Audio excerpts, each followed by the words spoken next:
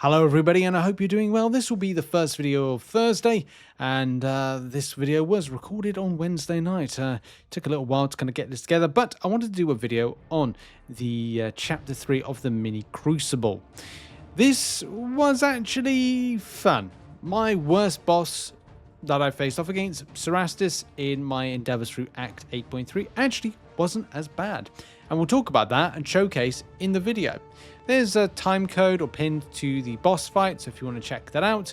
And I've put information in the description of who I used in the quest bosses, which we're going to start off the video on. And then, of course, you're going to see champions I used in some of the gameplay footage as I talk through the phases and other stuff like that. So beginning first of all with the quest bosses, there's a lot of champions potentially that you could use for the given paths. If you've got some of them, then use them. If you don't, then, well, it's not ridiculously bad. Like, that's the same thing that was with the last chapters, the last mini Crucibles, 1 and 2. They weren't as bad as maybe what people thought they were. Footage of the quest bosses will be found on screen in a minute. And of course, we'll be talking about some things that you might want to concern yourself with or bring counters in because it may be something applicable. So the champions I used. And by the way, first of all, you can use boosts. Boosts help you out. Like, they get you through stuff if you're finding the content and the questing difficult. I think the forced recruitment really helped get the 2 stars, as we said in previous mini Crucible coverage bits. But if you're starting off with Vulture, very easy fight to do. I just used Angela, and it was absolutely fine. I think that's the same thing with a lot of them. You can use the class advantages, and ultimately find they're actually fine. So I'm going to make that the moral of this. But there are some fun alternatives and really interesting options, like Gorr. I think using that delightful Wiccan was an easy one-shot. You'll be seeing that in the footage on screen, but it was definitely like a lot of fun. A Mega Sentinel. Different options for this. You could even use Magneto or Medusa. I opted for Hulkling, and that ultimately worked because whichever champion has the more unique buffs gains a stacking passive fury. So, well, Hulkling has a lot of buffs. Medusa has more buffs nowadays than she did beforehand, and Magneto has a lot of unstoppable but prowess buffs even. No, he's a lot more prowess buffs than one singular unstoppable. When it comes to Dormammu, this I think is when you might need to box clever with options. I opted for a Cassie because of buff immunity, but it's definitely down to a personal preference. We love that. We love that too. She-Hulk, Titania could do this if you've got them as 2 stars, but let's face it, Cassie is probably a good option. But most science champions normally will do. I just think maybe that buff immunity was something I was a bit too scared on actually bringing in, and decided that was the case. And I think that's why Kabam have kind of like not made that one so beefy. The same thing with the Attuma not being as beefy with any kind of like awakening. You can see there, they're both unawakened. So Attuma, because he is a shock vulnerability based option, this is why I brought in Storm. Shuri could be another option. Anything that's got a shock debuff could be very helpful. Keep to an SP1 and you should be absolutely fine. Mephisto opts for you bringing in an incinerate immune option. Human Torch, of course, is always the way for me to bring in option. Like, I'm always about, Human Torch as a counter for this. But anything that's got that incinerate immunity, I think anti-venom's got it. Anything that's got incinerate immunity can be very helpful against its class advantages. Of course, do very well. Venompool. So for Venompool, you can use any champs. However, I like the fact of tapping into the stun vulnerability, providing you are keeping your 7 rushdown charges on, and of course follow the instructions for that.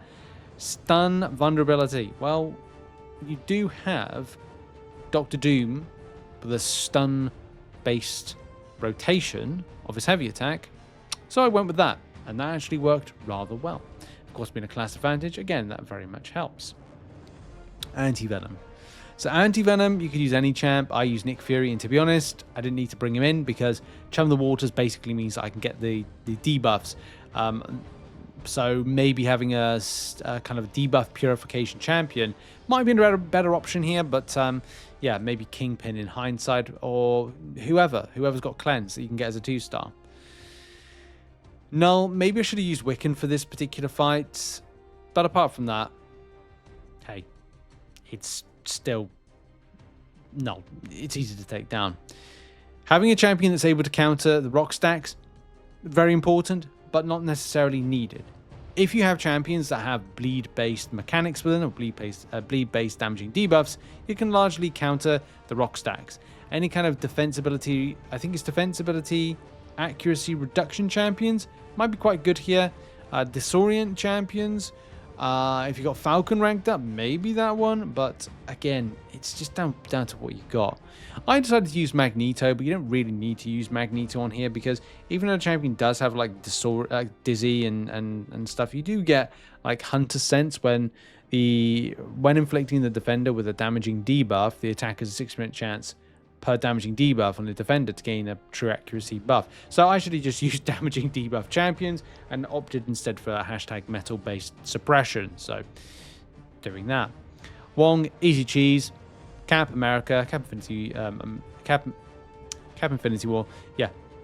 Build up to an SP2, parry heavy, SP2 launch, boom, done, easy. That's really it. Nothing more to say with that. Build Duke, do damage, easy peasy. Any tech champions will do against Bishop. Any prowess suppressing champions, your Dr. Dooms, Iron Man. I think Iron Man's good here. Yeah, any tech champions do fine. Don't overcomplicate it. Keep the champion to an SP2 if you can, depending if your SP1 rotations are not particularly good on avoidance. Quicksilver. I'd say cleanse-based champions.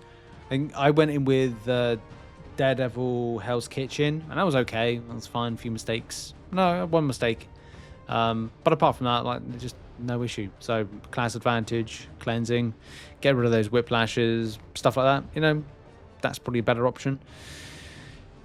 Or evade-based countering measures. Anyway, final boss. I know it says Cosmic Ascendancy. Cosmic Ascendancy receive 40% base attack, and tech champions receive 40% base attack. Just go super simple. If it's a tech champion or a champion with an armor up buff, just use it. It just makes your life so much better and easier. Okay, boss time. And yeah, I'm not going to overcomplicate this, but I will say that you will need to put a relic on your champion, mainly because that's what the instructions were before when it comes to like doing the phases.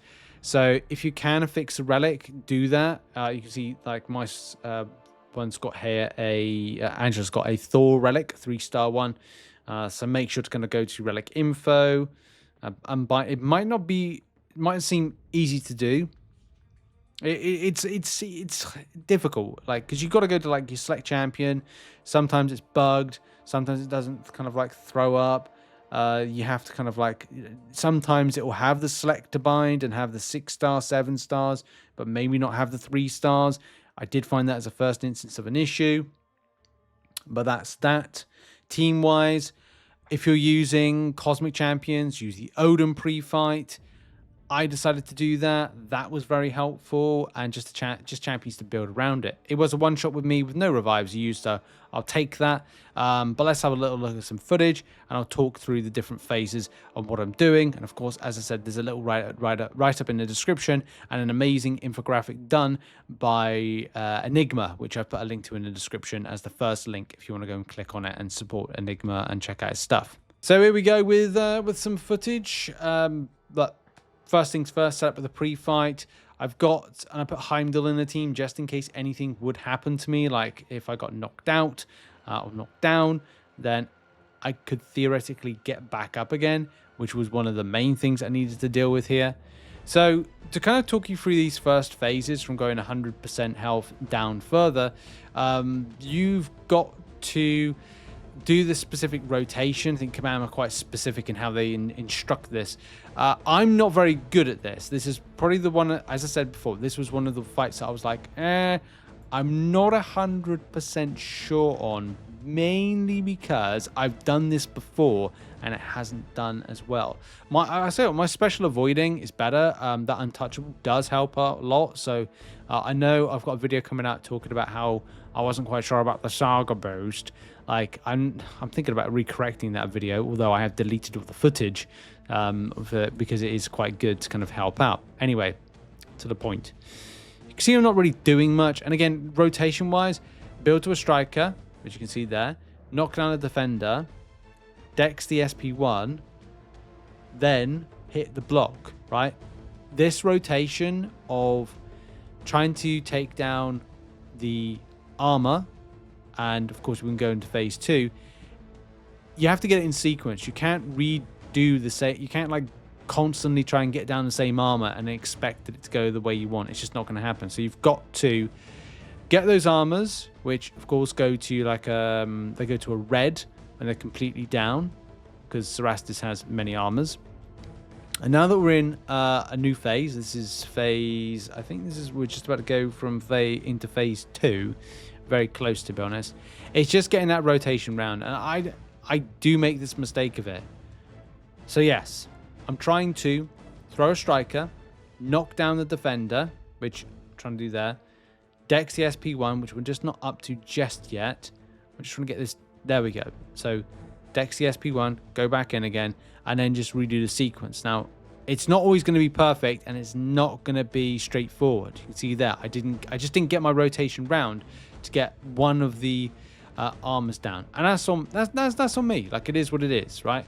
Sometimes there, I'm overhitting in the block, not advisable. We do a knockdown, we'd remove some armors, but I need to move on to the different armor set, like launch a relic, and then go for a different one. There we go. So everything's kind of like is weighing down and going down. And I was treading water for a little while. This is why I've kind of like jumped ahead a little bit. It's the one part of my game facing off against this I'm kind of weak on, but at least what you can see from this, you know, if you could take away anything from this to go, right, well, there is a way. Like, even Rich managed to kind of like get it down. Like, I managed to get like this champion down as one shot. Angela was my go-to champion here, and you can see here, like, once you nail it on and you do a good job, it's just practice. Like, don't beat yourself up about stuff when it comes to MCOC. It's either practice, it's kabam and bugs, it's a combination of everything.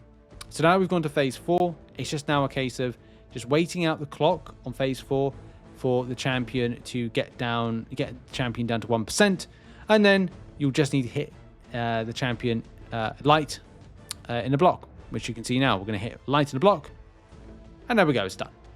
Quite as simple as that. The rotation information is in the description, and that's going to be it for the video, and I hope you enjoyed it, first and foremost, and I will see you in the next one, whatever I might be covering. Probably something about research grants. Have a lovely day, everybody, and goodbye.